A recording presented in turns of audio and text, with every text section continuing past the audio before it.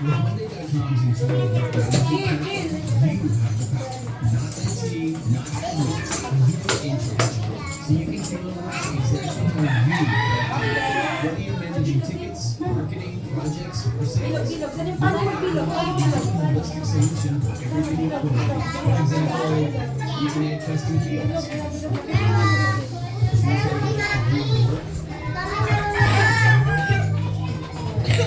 Easily add automations without needing help from IT. Very busy. Make sure your firm is up and running the way you like. Always look back. Make sure all your business initiatives are on track with project portfolio. And in a centralized, real-time dashboard. By simply choosing your favorite folder and picking the preferred file. Congrats! You now have a broad view of everything that's happening. Reporting to leadership and making informed decisions has never been more effortless. That's why over 225,000 customers love to use Monday.com. First work platform they love to use.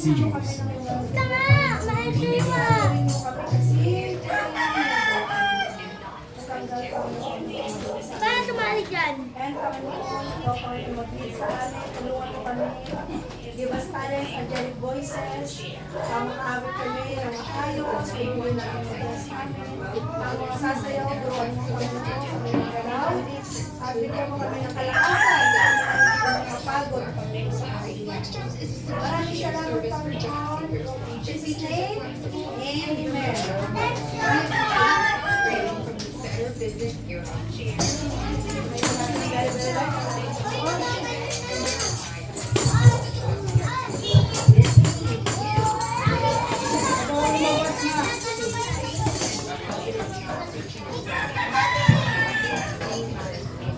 Das ka lang na. Papa ako!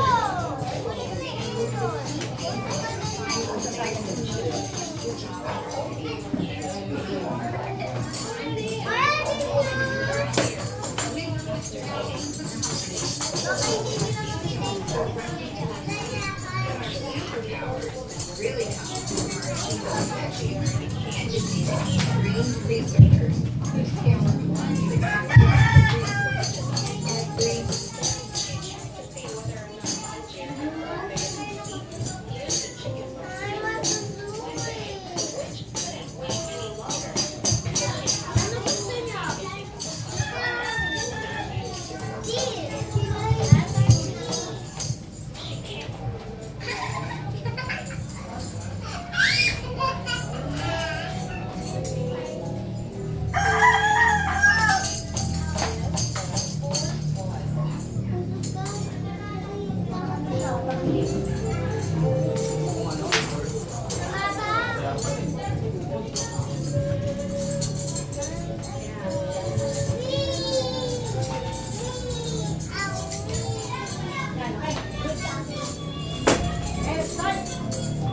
Let's go.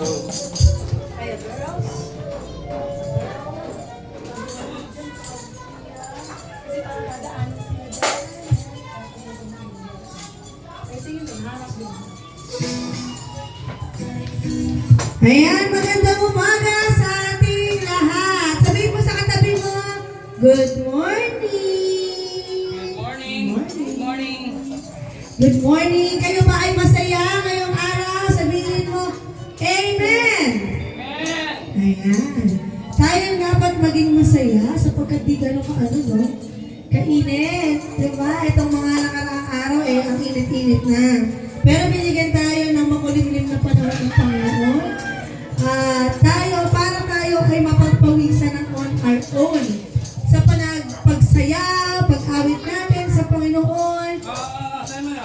Tayo ay magalak. Tayo ay maging masaya. Let's focus our mind and our heart to our Lord Jesus Christ. And tayo magpasalamat sa kanyang ginagawa sa ating buhay. Hallelujah.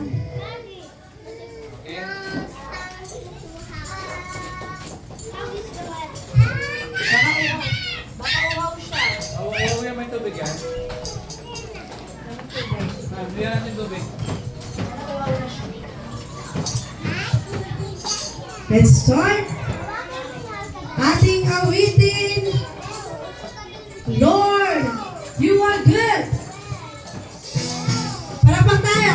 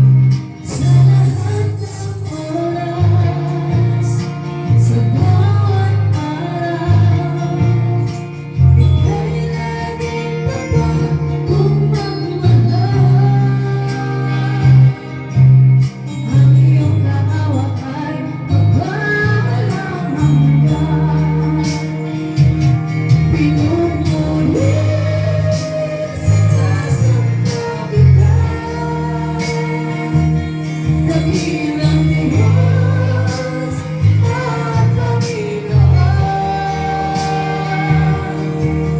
Tunay na ika'y walang katulad, tunay na ika'y di nagbabago. Mabuti ang Diyos na sa akin nagmamahal. Pinupuri, sinasamba kita,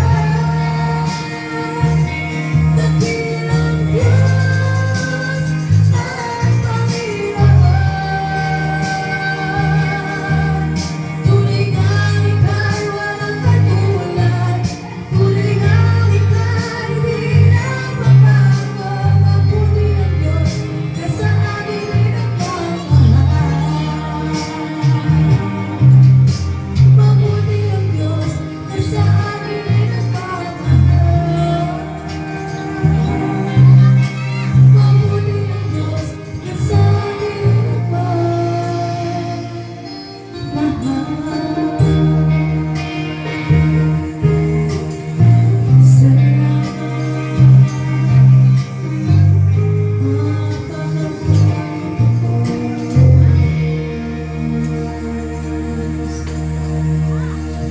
Hallelujah. Sige sa atin po ang aming puso, Panginoon. Ikaw ang nakakaalam, Panginoon, ng aming buhay. Kaya naman encourage us to do what you call us, O God. Hallelujah.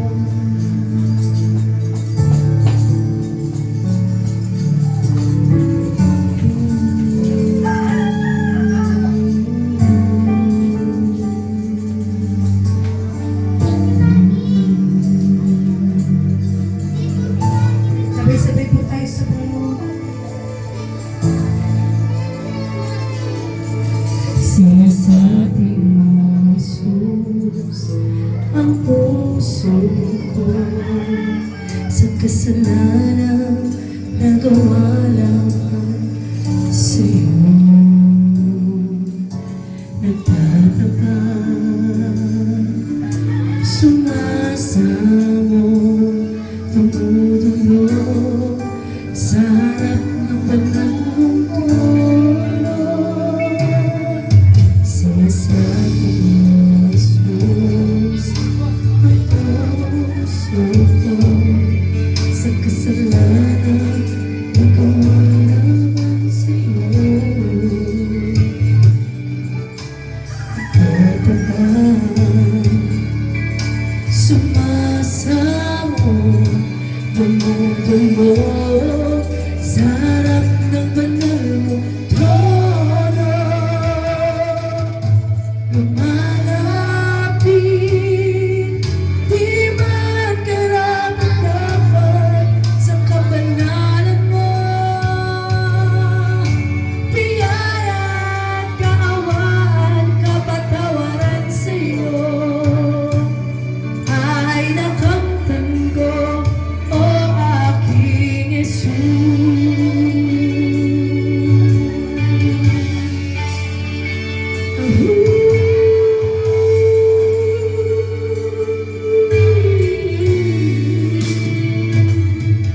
Sinasabi mo, Jesus, ang puso ko sa kasalanan nagawa laban sa'yo.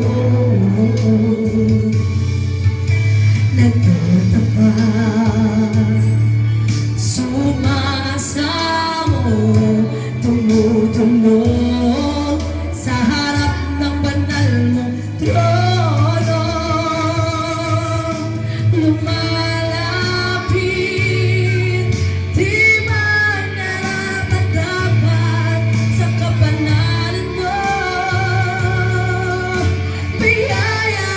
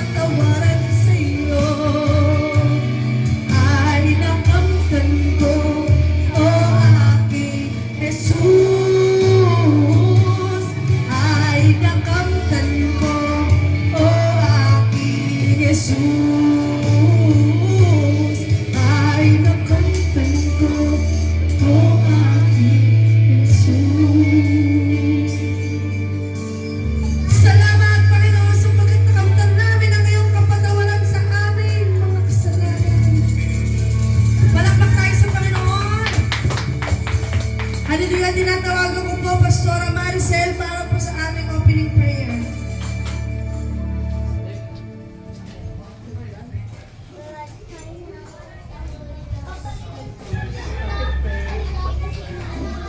Okay, mga bata.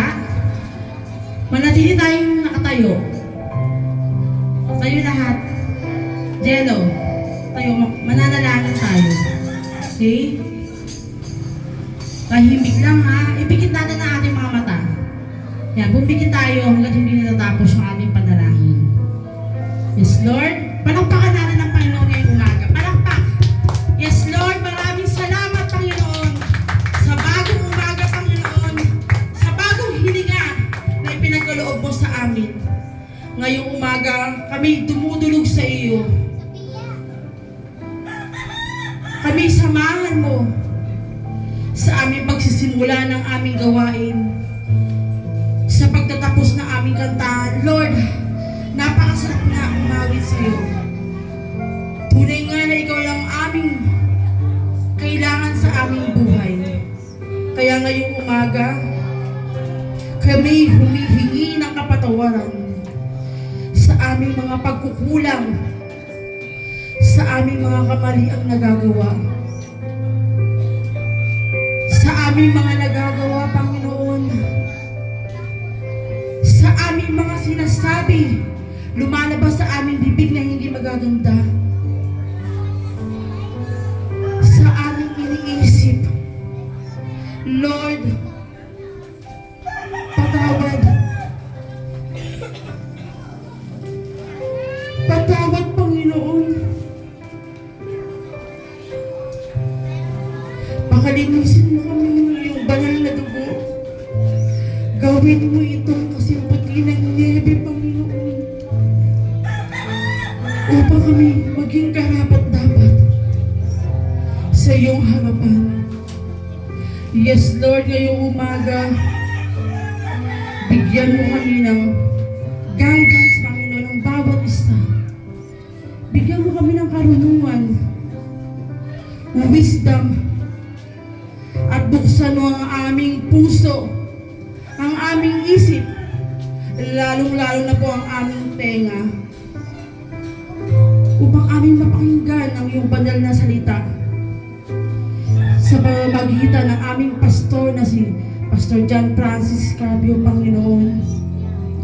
Itago mo po siya sa iyong likuran. Ano man mamutawi sa kanyang bibig, ito'y nanggagaling sa iyo, Panginoon. At kami mauhaw, magutom ng iyong mga ganda at mabubuting salita, Panginoon. Yes, Lord, sa mga wala pa po rito, Panginoon, malayo ang kanilang pinanggalingan, ingatan mo po sila. Sa biyahe, sa daan, yes, Lord, we review, Panginoon, ang gawa ng Diablo sa talas, ang mga aksidente, Panginoon. Wala itong magagawa, Panginoon, sapagkat sila'y patungo sa iyong bahay, sambahan. Proteksyonan mo sila, Panginoon. And convict their hearts, Panginoon, na itong araw na ito, it is your day. It is the Lord's day na dapat ikaw ang unahin. Yes, Lord, isang araw lang pang hinihiling mo sa amin, Panginoon. Bigyan mo sila, Panginoon, ng pusong masunurin na unahin ka. Hallelujah. Panginoon, Panginoon, dito sa aming church, Panginoon, sa Word of Life Worship Center, Caloocan, Panginoon. Ito'y kubera mo, Panginoon. Proteksyonan mo, Panginoon. Na anumang gawa ng kaaway, Panginoon, ng Diablo, Satanas, mga bad spirit, kung ano man yung, Panginoon, na ginagawa ng mga tao na makakasira sa iyong gawain.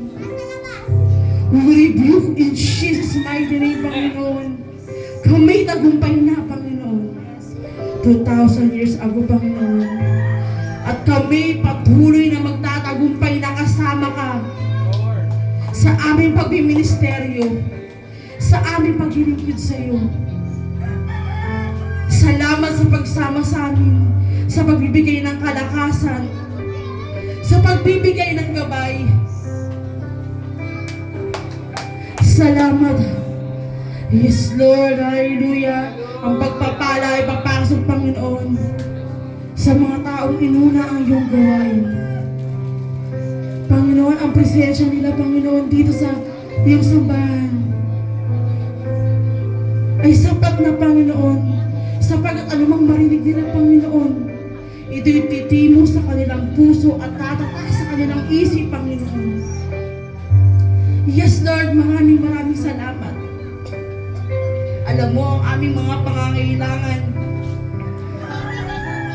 sa lahat ng aming aspeto ng buhay. Ito'y ibibigay mo, Panginoon, sa takdang panahon, sa tamang oras, Panginoon. Maging patient lang kami, Panginoon. Mag-antay kami, Panginoon, sapagkat ang iyong plano ang the best, Panginoon, kaysa plano namin, Panginoon. Kaya kami lagi mong bigyan ng karunungan, Panginoon, sa lahat ng aming ginagawa, Panginoon. Yes, Lord, muli, Panginoon, tunay nga napakadakila mo. Samahan mo kami, Panginoon. Humagitna ka sa amin, Panginoon. Holy Spirit, Panginoon, kami samahan mo.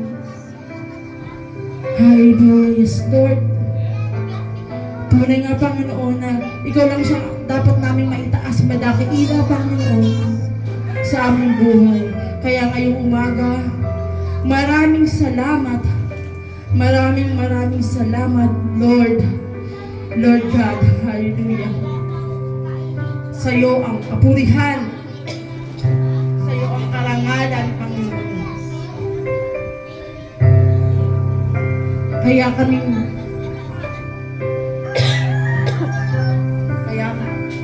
Panginoon. Hallelujah. Ngayong umaga, sa iyo lang kapurihan, kadakilaan. Ang lahat ay magsabi na Amen. Amen! Hallelujah! Magkamay ng bawat isa at mag-bless sa ating mga pastor. Awitin natin, Lord, you are good! Kamay ng bawat isa, sabihin niyo, good morning! Good morning! Good morning! Good morning! Mag-bless sa pastor natin. Good morning! Good morning! Good morning! Mag-bless. Good morning, Kuya Zion. Good morning, Sophia. Good morning, Jello. Kay buti mo, O Panginoon ko habang buhay. Ika'y pupulit sa tulog na aking taglay. Lahat ng tao sa sanlibutan magtipon-tipon upang sambahin ka, purihin ka. Hallelujah, hallelujah, purihin ka, O Diyos Ama. Purihin ka. Hallelujah, hallelujah, purihin ka, O Diyos Ama. Purihin ka. Amen. Lahat tayo ay mag-siupo na. Upo na. Tapos na. Okay, maupo tayong lahat. Tayo ay makikinig ng mga announcement and all. And let's welcome everyone here. Welcome sa inyong lahat na naririto. Sophia, Jello, Maggie, Ash, Amara, Princess, Cheer, Hannah, and also welcome Honey and Happy. Okay? Ang ating mga announcements sa darating na March 21st, next Saturday, ay meron tayong annual Word of Life Water Baptism and Fellowship. At tayo ay magbibigay doon ng magbabayad tayo per head ng 100 and also potluck for the food. Masaya ito sapagkat makakita natin doon ang ating Mother Church. Kainta at yung mga membro Yes. nila doon. Magkakaroon tayo ng fellowshipping doon. And also our Wednesday Bible reading, 4 p.m. online and face-to-face. Tayo dyan.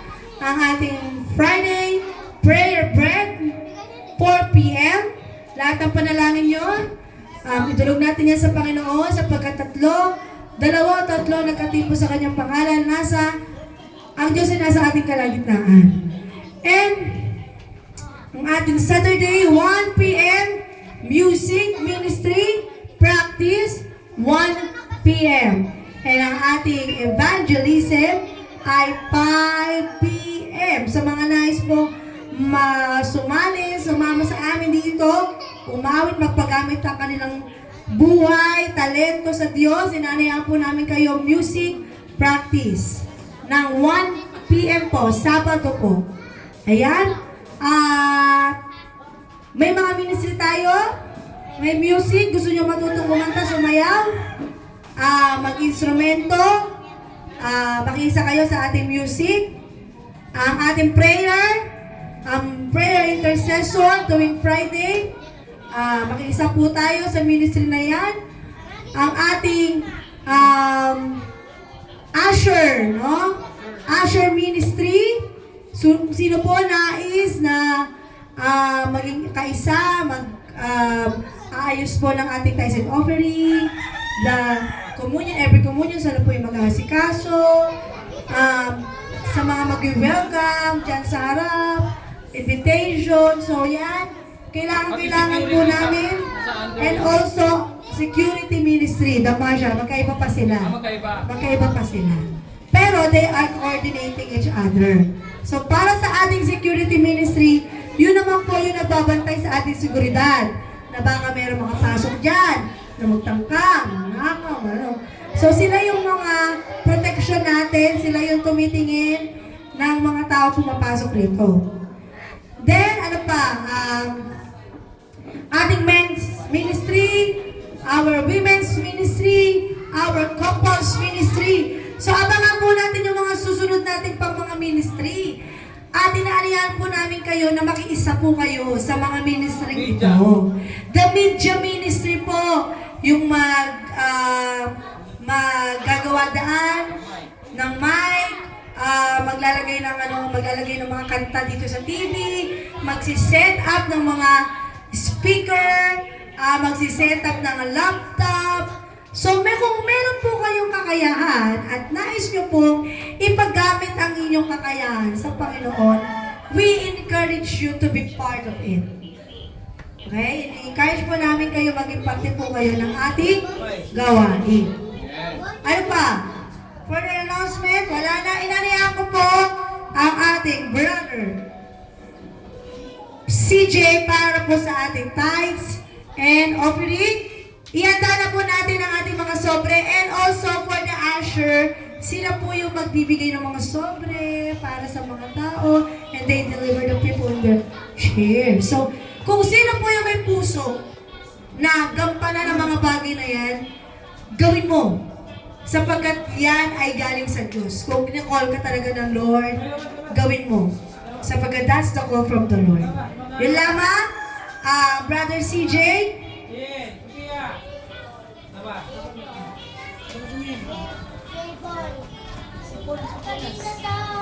Hello, good morning! Good Ay, morning. mga bata, yung nasa loob, balabasin yan ha. Balabasin.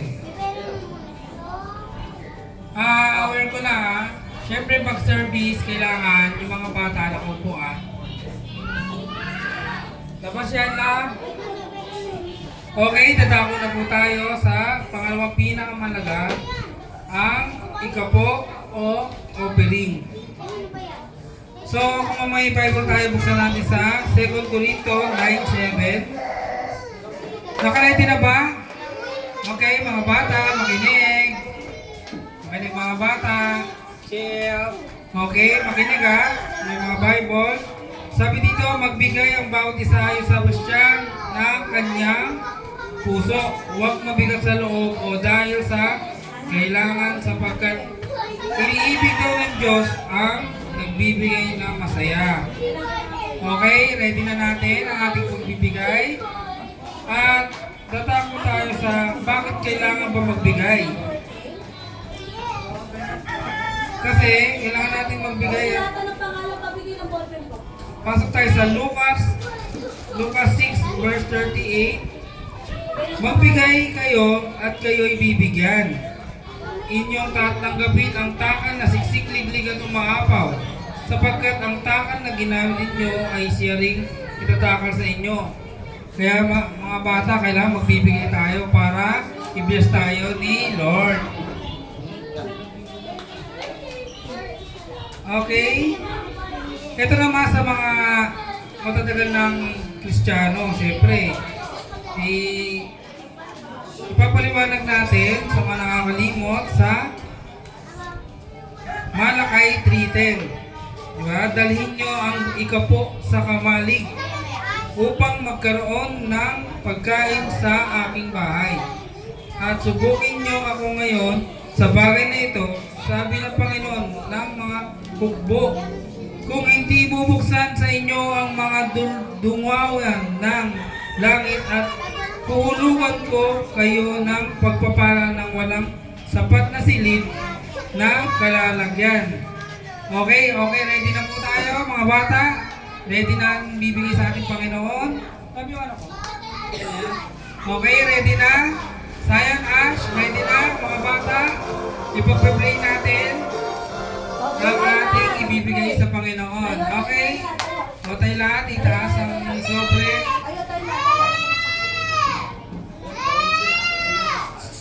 Aaron. Okay, itaas ang sobre. Pag-pray natin ang ating mga sobre. Ipag-pray natin kung anong gusto natin mangyari. Kung may gusto tayong pagalingin na may sakit sa mga bahay natin. At ipag-pray natin sa trabaho ni Papa, ni Daddy. At sa aming gastusin sa bahay, mga bills, pag-pray natin.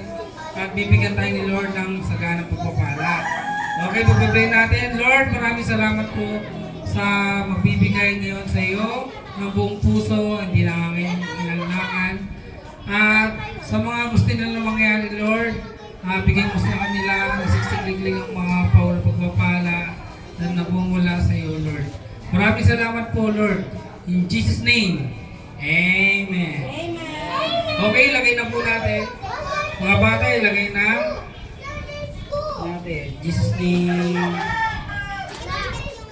Okay, mahabol pa. We'll come back to you. Habol mo yung magbibigay ha. Para kay Lord yan.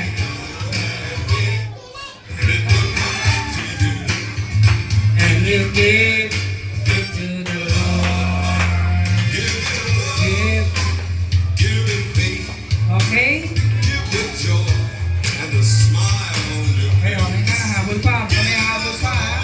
face. Give it to you. How you live is a reflection of your gratitude. So It will come back to you. Pwede mo lagay ang pangalan niya. Yung mga sobre niya, pwede niya lagay ang pangalan. Parang may pangalan kayo dyan. Give it to the Lord. Okay. Tadako na tayo sa ating pinakamalagang Word of God na gagampanan sa likod ni John Francis Carpio. Amen. Good morning, everyone. God is good all the time. And all the time, God is good. Ayan. So, sige, ihanda natin ang ating mga sarili. At Bible. And we also need to prepare our pen and ball pen. Kung meron kayong ino-note, okay yan. Hello, sound check. Okay, good. Ayan.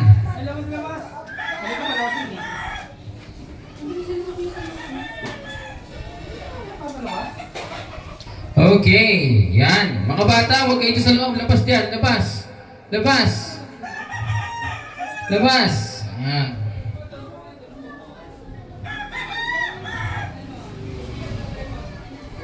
Dito tayo dito. Yan. Okay, tapos isara yung gate. Ay, gate, yung pinto. Dito tayo. Makikinig tayo kay Pastor ngayon. Ngayong linggo, makikinig tayo kay Pastor. Para sa atin yung iyahan niya. Yung Yan. tuturo niya. Kaya makinig kayo, ha? Okay, mga bata, ay makinig. Sino mang may pandinig ay makinig.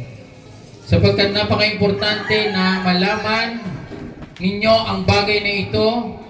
Sapagkat marami ng tao ay hindi nakakaalam ng mensahe ng ating Panginoong Hesus.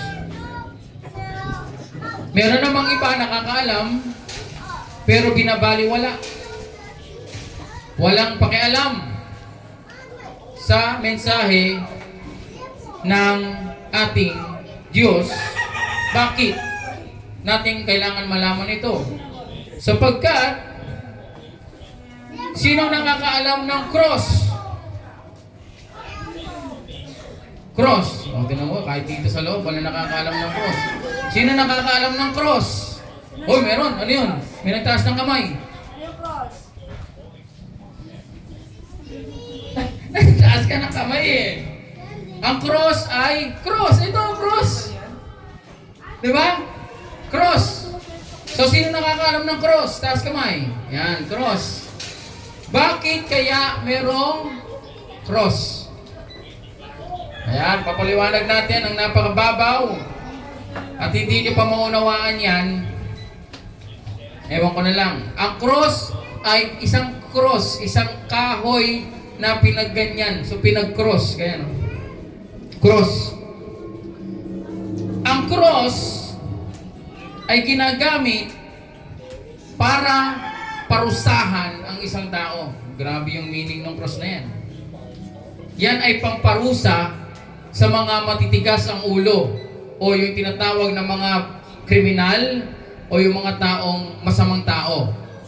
Kunyari, nagnakaw o siya ay pumatay ng tao o siya ay gumawa ng bagay na hindi pumasa. Wow! Pumasa sa batas ng Romano. Ang Romans ay isang malakas na hukbo o isang bansa na malakas noong mga panahon na yon. Lahat ng pwede nilang ilapat na batas ay pwede nilang gawin. Ngayon, isang cross na to sa kanilang batas. Ngayon, pag ikaw ay napako sa cross, ibig sabihin, meron kang nalabag na batas sa bansa o sa batas ng mga Romano. Okay? Ash, upo, Ash. O yan, dyan. Lipat ka dyan. Yan. So, alam niyo na, ano ang cross? Pamparusa. Pamparusa. Parusa sa mga bad people. Okay? Kaya pag napako ka dyan, you're bad. Kriminal ka. Sabihin, pumatay ka, o gumawa ka ng mali. Kaya pinapako nila sa cross ang mga tao dati. Okay? Pero, ito, makinig ha, ang cross na ito ay binago ng ating Panginoong Hesus, no? Jesus Christ. Binago niya ang meaning ng cross. Kasi ang meaning ng cross ay parusa, ang meaning ng cross ay para sa kriminal, di ba? Pero ito ay binago ng Panginoon nung siya ay napako sa krus. Ang naging meaning ng cross ay tinatawag na redemption. Okay? Sabihin nga natin, redemption. Hana? Sabi nyo, redemption. Yan, redemption. Okay? So, redemption, ang naging meaning ng cross. So, pag hindi mo alam ang magiging isip mo sa cross, ay masama. Pero dahil ang Panginoong Hesus binago niya ang meaning ng cross na yan. Siya ay napako diyan na wala siyang kasalanan. Siya ay wala namang ginawang mali. Pero ipinako ang ating Panginoong Hesus sa krus. Kaya nga nalilito sila. Kahit na si Pilato na nag-decide, ay hindi makapag-decide ng maayos. Sabi niya, wala naman akong nakikitang mali sa taong ito. Kumbaga parang pagbabasihan natin ang batas ng Romano, yung Romans, hindi niya mapag-desisyonan eh. Bilang isang matalino si Pilato, magiging gobernador ba yun o magiging si Pilato kung hindi niya alam ang batas? Alam niya yung batas eh. Kaya sabi niya, wala akong nakikitang dahilan para ipapako namin to sa cross. Kasi ang cross, ginagamit yan sa Romans yan eh. Romano ang gumawa niyan eh. At alam nila kung para saan ang cross. Kaya sabi ni Pilato, ang cross, alam kong meaning ng cross eh. Pamparusa namin sa mga kriminal yan eh. Pamparusa namin sa masasamang tao yan eh. Pero ito pinapapako niyo sa akin, hindi ko ma-desisyonan yan dahil hindi naman pumatay si Jesus Christ. Hindi naman siya nagnakaw. Wala nang kasalanan yan eh. Bakit ipapako sa krus yan? Kaya sabi ng mga Pariseo, ipako sa krus. Sapagkat siya ay nagsasabi na siya ay anak ng Diyos at siya ay nagsasabi na tagapagligtas siya. Eh sabi ng Romans, batas nyo yan eh.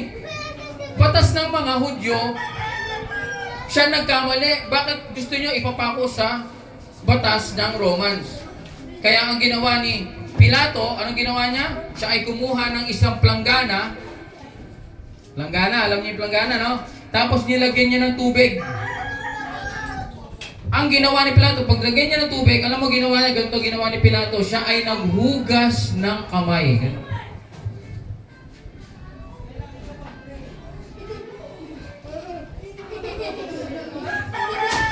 Bakit siya naghugas ng kamay? Sabi niya, sige, sapagkat gusto niyo talagang ipako itong taong ito, si Jesus, na wala namang kasalanan, naghugas siya ng kamay.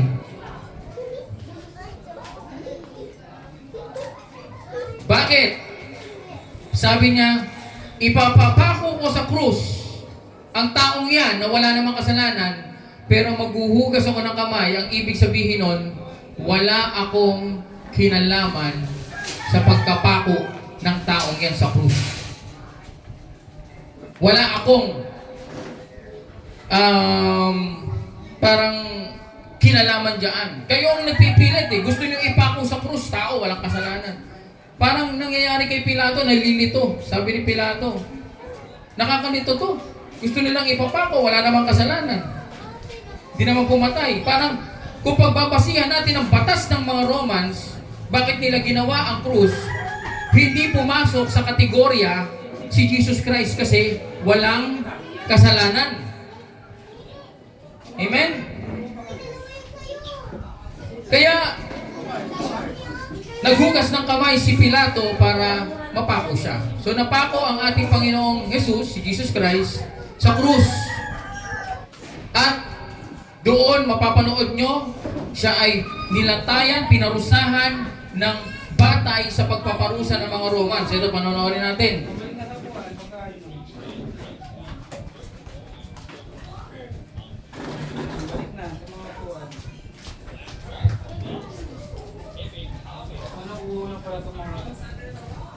Kung ano yung mga bata.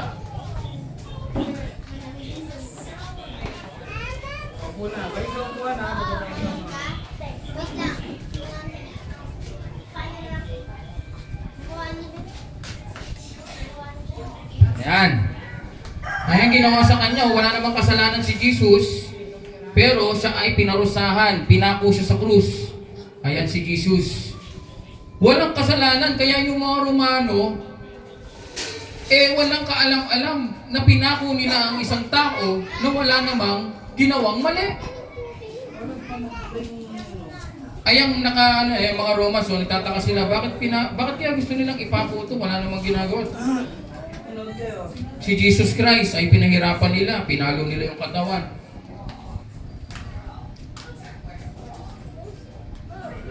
Sabi niya, Patawarin mo sila, aking ang Diyos Amang nasa langit, sapagkat hindi nila alam ang kanilang ginagawa. Yan. Ganyan kalupit ang mga Romano. Pero actually, parang nagamit lang yung Romans dyan, di ba? Ginamit lang sila. Dahil sila yung panahon na merong kapangyarihan para magpako. Sila yung may kapangyarihan para magpako. Ngayon, itong mga Pariseo ay naghuhugas din kamay dito eh. Paano si Romans na lang yung papatayin natin si Jesus kaysa Romans? Kasi pag tayo, mabubulaan tayo. Grabe talino na itong mga Romano na to eh. Sobrang mga hipokrito eh.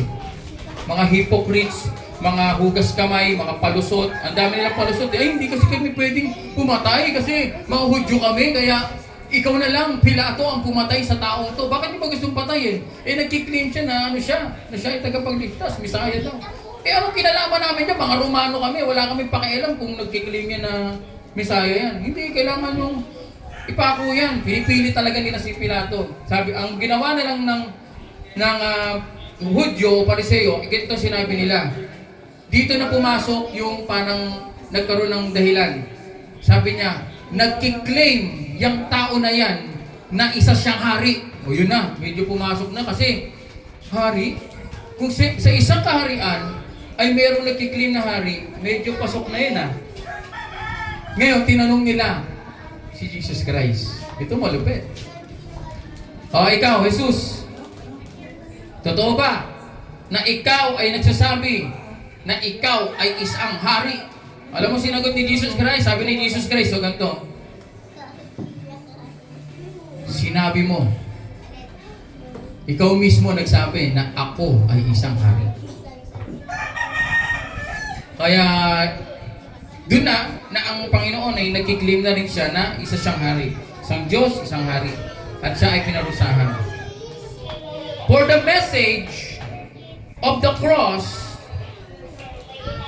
is holding, for the message of the cross is foolishness to those who are perishing, but to us who are being saved, it is the power of God. 1 Corinthians chapter 1 verse 18. Sa mga hindi nakakaunawa ng cross, para sa kanila foolishness. Pero sa ating mga naligtas at nakakilala sa Panginoon, ito'y kapangyarihan ng Diyos na tayo ay naligtas. Yan ang ginamit ng Diyos para maligtas tayo. So let's bow our heads and close our eyes. Let's pray. Lord God, Father in heaven, ang mga batang ito ay marunong nang makaintindi. Kami, mga malalaki na, marunong na rin kami makaintindi. Let your will be done, let your purpose fulfill na gamitin mo ang buhay ng mga batang ito hanggang sa kanilang paglaki. Maunawaan nila ang mensahe at ito'y maipakalat sa buong mundo. Use these children and these people who hears your voice na pagdating ng panahon sila ang gamitin sa gawain to preach the gospel, to share the good news of the Lord Jesus Christ, the message of the cross. Because this message is our salvation from hell going to heaven. Salamat Panginoon, ikay purihin, pasalamatan, at cover us with your most precious blood. Ikaw ang makita namin sa mga mensaheng ito. We praise you, we glorify you. In Jesus' name, amen and amen. Hallelujah. So, the cross was once a symbol of shame and death in Rome. But through Jesus, it became the greatest symbol of love, hope, and salvation. What was the meaning for punishment? He transformed it to the meaning of victory.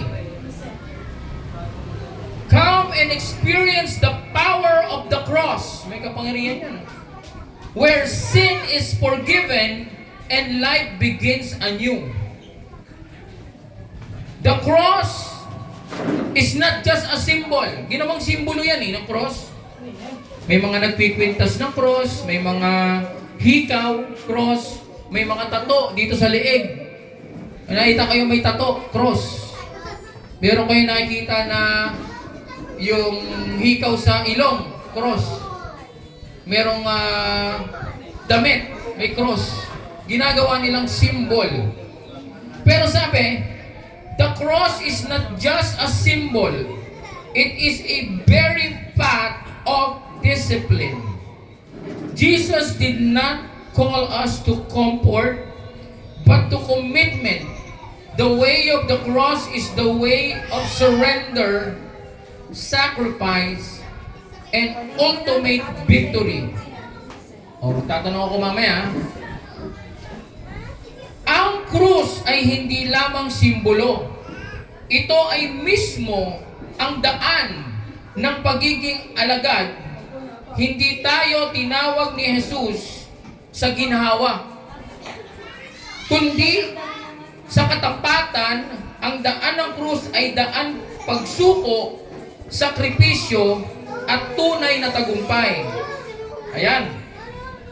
So, hindi tayo tinawag ng Panginoon sa kaginhawaan. Sino maginhawa buhay dito?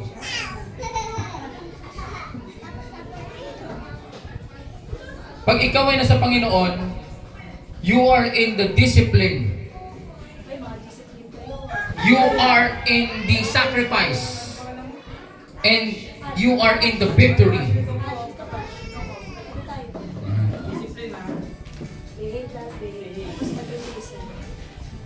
So, point number 1. Point number 1, ha? Point number 1. O, ito. The call to deny self. Sa Tagalog, ang panawagan na itakwil ang sarili. Matthew chapter 16 verse 24, sabi dito, if anyone desires to come after me, let him deny himself and take up his cross and follow me. Tagalog, kung ang sino man ay nagnanais na sumunod sa akin, sabi ng Panginoong Hesus, siya'y tumanggi sa kanyang sarili, pasanin ang kanyang krus, at sumunod sa akin. Yan, si Jesus Christ mismo nagsabi niyan, mga kapatid. Nasabi niya to nung after the crucifixion. Nakausap niya muli ang disciple. Ito na, ibang level na ang tinuturo ng Panginoong Hesus pagkatapos ng siya ay napako sa krus. Meron siyang turo before the crucifixion. After the crucifixion, ito na yung mga turo niya. Sabi niya, kung sino man ang nagnanais na sumunod sa akin, siya'y tumanggi sa kanyang sarili, pasanin ang kanyang krus, at sumunod sa akin. So, itatanggi mo ang sarili mo. Paano mo itatanggi yung sarili mo? Paano mo tatanggi? Tatanggi mo yung sarili mo. Paano yun? Paano tatanggi yung sarili? Pag tinanggi mo yung sarili mo, lahat ng bagay na gusto mo, itatanggi mo. Kunyari, gusto mo ng bagong kotse, sasabihin mo, hindi ko na kailangan ng bagong kotse. I deny what I want. Kung ano yung gusto mo, itatanggi mo na.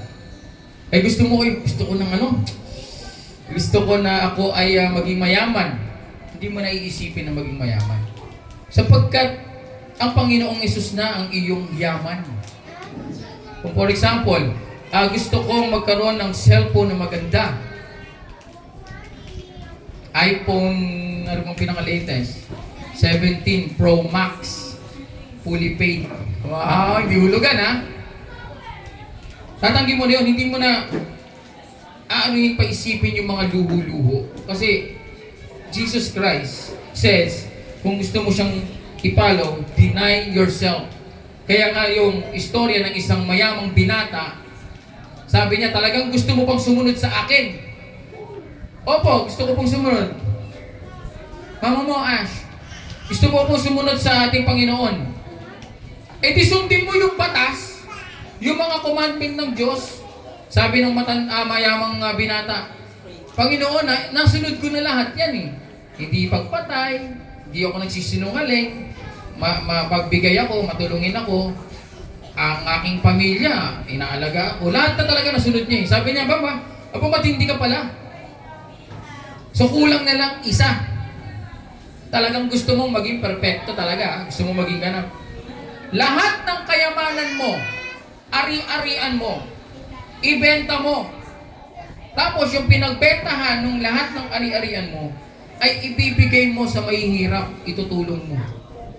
Tapos, pagkatapos mong gawin yon, saka ka sumunod sa akin, sabi ng Panginoon. Kasi gusto sumunod, di ba?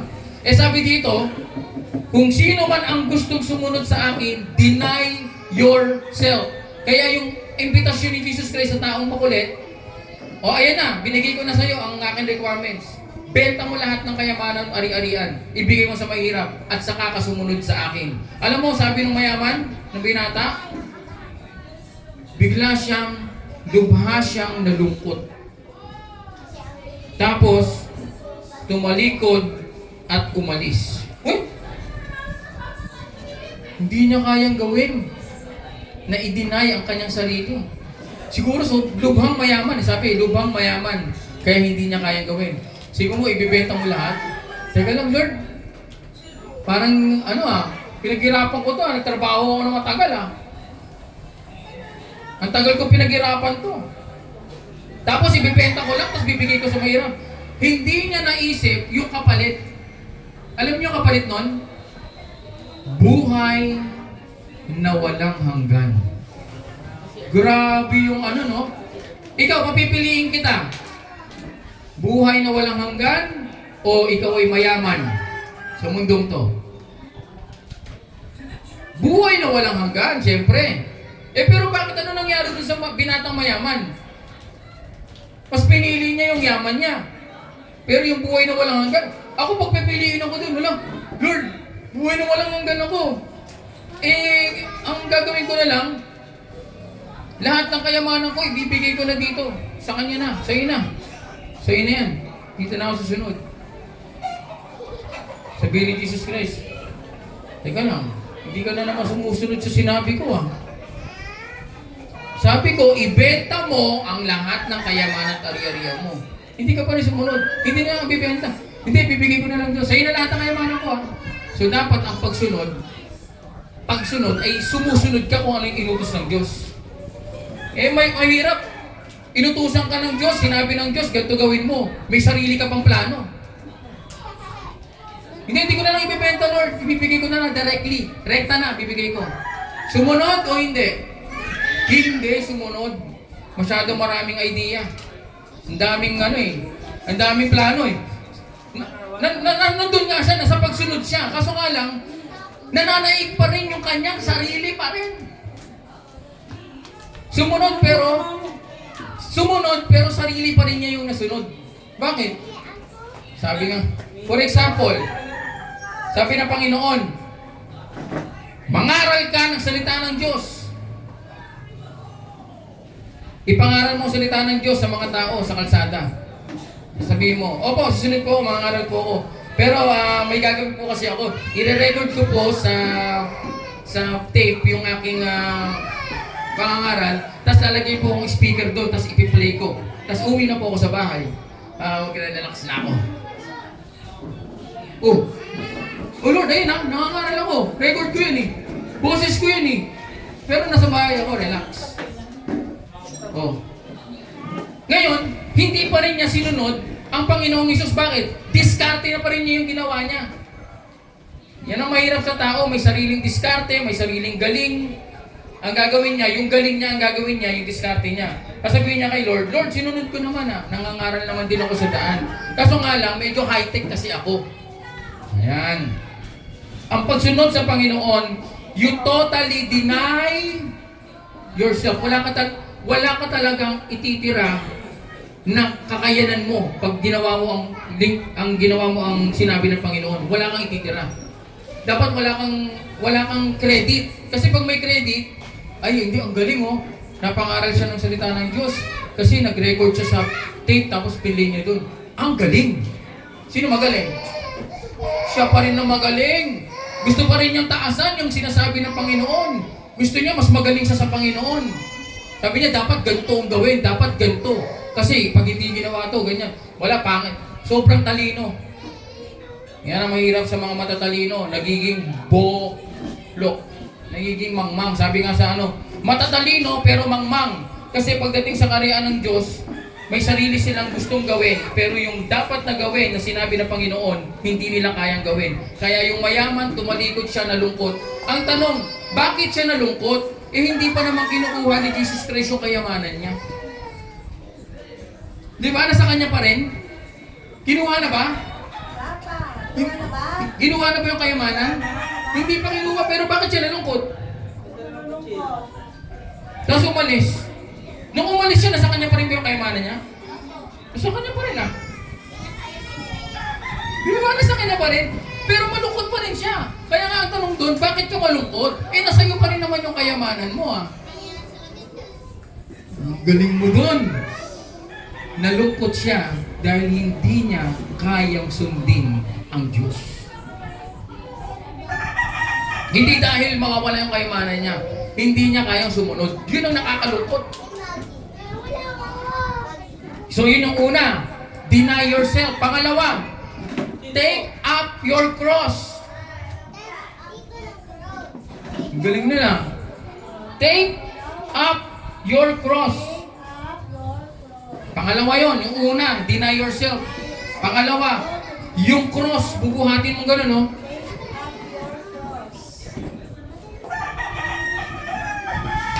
Araw-araw, dapat dala-dala mo yung cross. Sabi nga sa Galatians chapter 2 verse 20, I have been crucified with Christ. It is no longer I who live, but Christ lives in me. Si Paul ang nagsulat po nito sa Galatians chapter 2 verse 20. Sa Tagalog, ako'y ipinako na kasama ni Kristo, hindi na ako ang nabubuhay, kundi si Kristo ang nabubuhay sa akin. Yan. So dapat ang buhay mo lagi na kay Kristo. Ipinako na ikay kasama ng Panginoon. Lahat ng bagay na magsasabing ikaw ay magaling, tanggalin mo na yan. Kayabangan lang. Kailangan mong humble. Kailangan mong mag-humble. Kasi pag di ka nag-humble, ino-oppose yung mga proud and gives grace to the humble. Kanina binibigay yung grace? Sa humble. Alam niyo yung grace na yan? Yan yung cross Yung grace, yan yun Binigay yung cross sa mga humble. Kaya, ang pagiging humble you take up your cross, yung napako ka kasama mo ang Panginoon at nabubuhay ka na hindi na ikaw ang Panginoong Hesus na ang nabubuhay sa iyong buhay. Isipin nyo isang sundalo. Okay, sundalo? Isipin ang isang sundalo na isinuko ang kanyang sariling kagustuhan upang maglingkod sa bayan. Ganon din, ang alagad ay isinusuko ang kanyang kalooban upang maglingkod kay Kristo. Kaya nga pag nagsundalo ka, kaya nga sabi nga ni Papa, dalawa lang ang pwede mong gawin sa mundong to na higher calling. Higher calling, ibig sabihin, ikaw ay magpapastor o ikaw ay magiging isang sundalo. Kasi pag nagsundalo ka, you deny yourself. Kasi parang inalim yung buhay mo sa bayan Nagsundalo ka. Kinalimutan mo lahat ng bagay sa buhay mo. Pumunta ka doon sa Camp Crame at doon nagte-training ka doon. Alam mo, ang hirap doon. Pagpunta mo doon, ipagja-jogging ka nila ng buong araw hanggang sa mag-paid ka. Hanggang mapagod ka. Kasi sisignan nila kung talagang matibay ka, papasok ka sa pagiging sundalo, matibay ka ba talaga? Sige. Sige, sabayan mo yan. Nakikita mo yung mga nag-jogging na yan. Umikot kayo dyan sa oval, mga 100 times. Tingnan mo yung deny yourself pag naging sundalo ka. Hindi biro. Kaya yung lolo namin, si Tobias General, 1-star. Ibig sabihin, ibang klase pinagdaanan nun. Pagiging general ka na 1-star.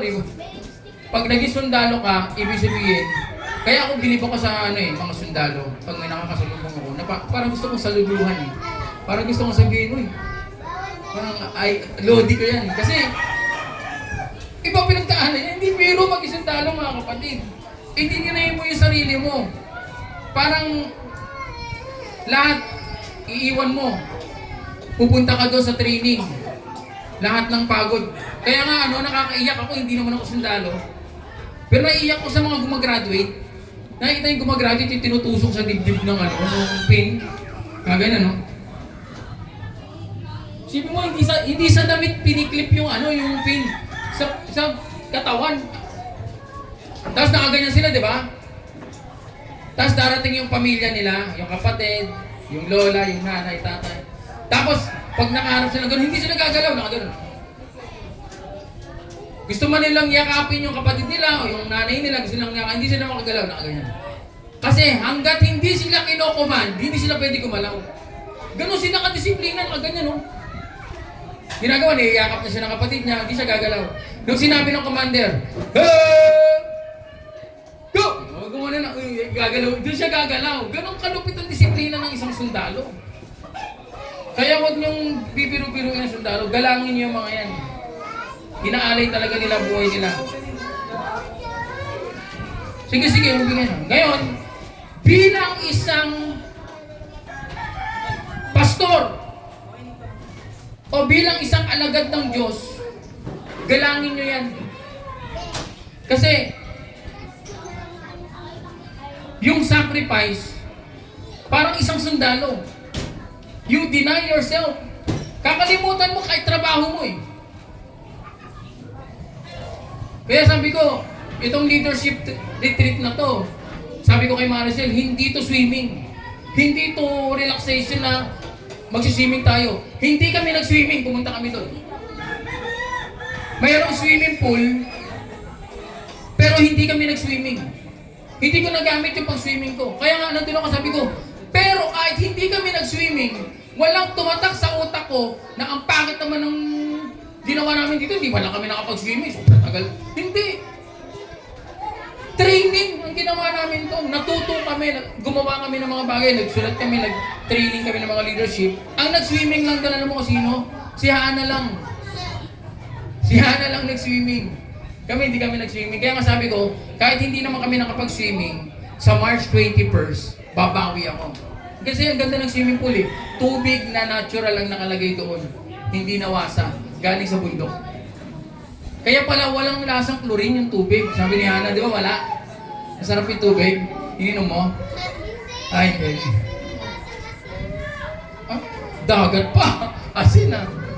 So, makikita mo doon sa leadership retreat na seryoso ang mga naglilingkod sa Diyos. Kasi lahat sila talagang, ang trabaho nila, ako po ay isang leader po ako ng ushering, ito po yung ginagawa namin.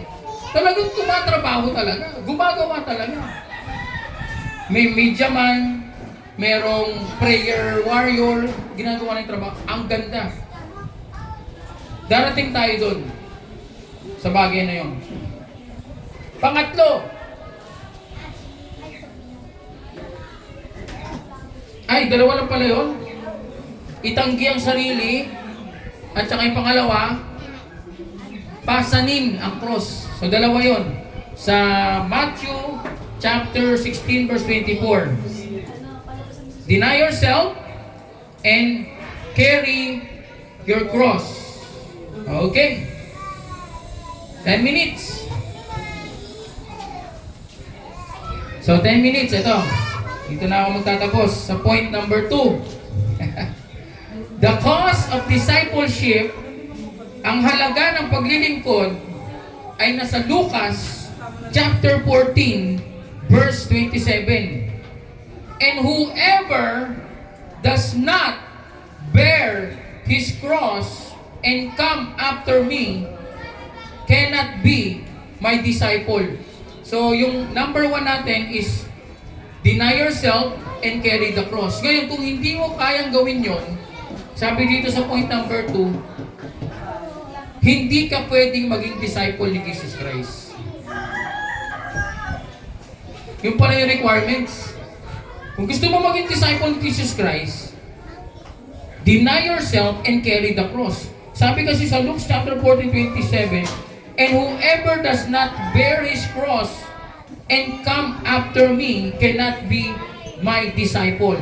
At ang sino mang hindi magpasan ng kanyang krus at sumunod sa akin ay hindi maaaring maging aking alagad. Philippians chapter 3 verse 7 to 8. Sabi dito, ngunit ang mga bagay na pakinabang sa akin, itinuturing kong kalugihan alang-alang kay Kristo. Sa English, Philippians chapter 3 verse 7 to 8, but what things were gained to me, this I have counted loss for Christ. Sino mo sabi ni Paul dito kung ano man yung bagay na mga nag-gain ko, gain ko sarili ko, kawalan yun kay Kristo. But when things were gained to me, this is I have counted loss for Christ.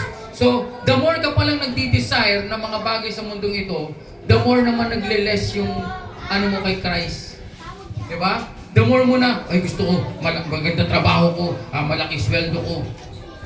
Pag sinabi mo yun, parang sinasabi mo, lumalayo kay Kristo, napapalayo ka sa Kanya. Parang the more ka nagdi-design sa mundong ito, the more ka napapalayo kay Kristo. Kaya hindi ka pwede maging disciple.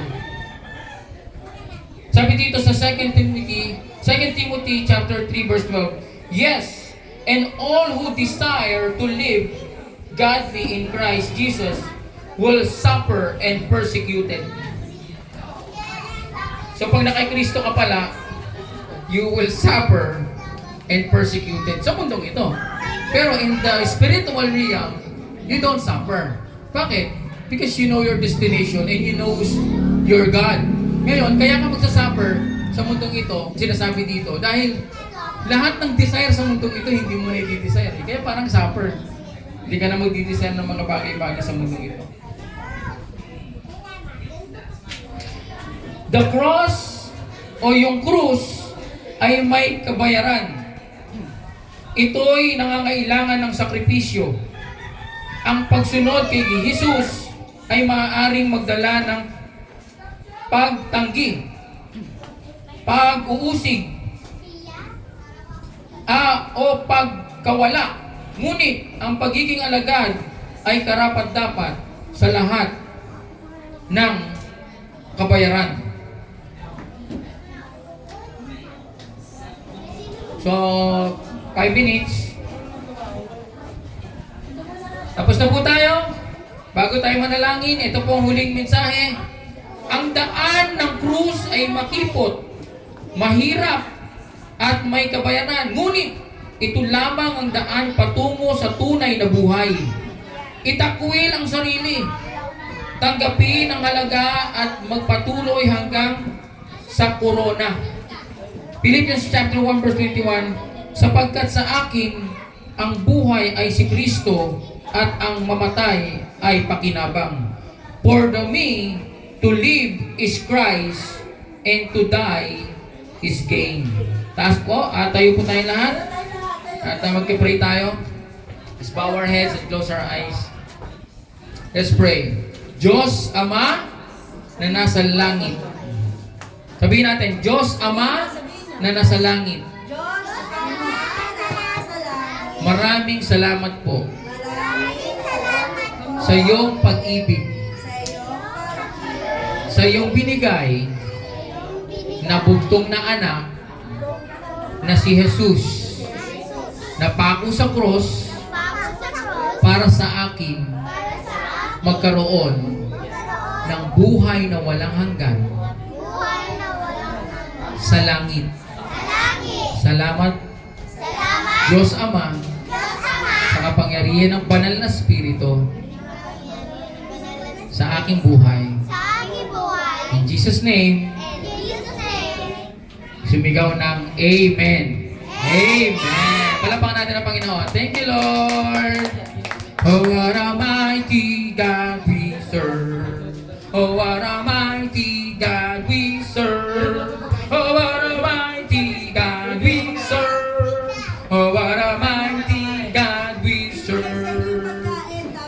saludo.